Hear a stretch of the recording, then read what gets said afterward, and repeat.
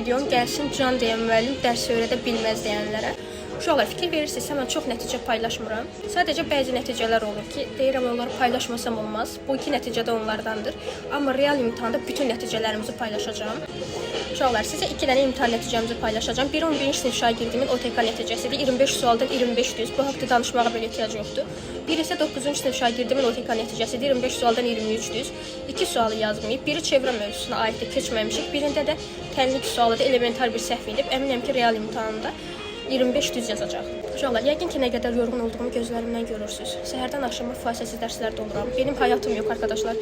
Son bir neçə ayda həyatım sadəcə şagirdlərimdən ibarətdir. Amma bu yorğunluğa dəyər.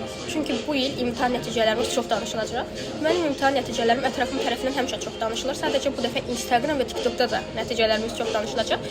Əgər siz də nəticələri paylaşanda, storyda paylaşdığım yüksək nəticələrdən biri olmaq istəyirsinizsə, surət və sınaq qruplarıma yazıla bilərsiniz.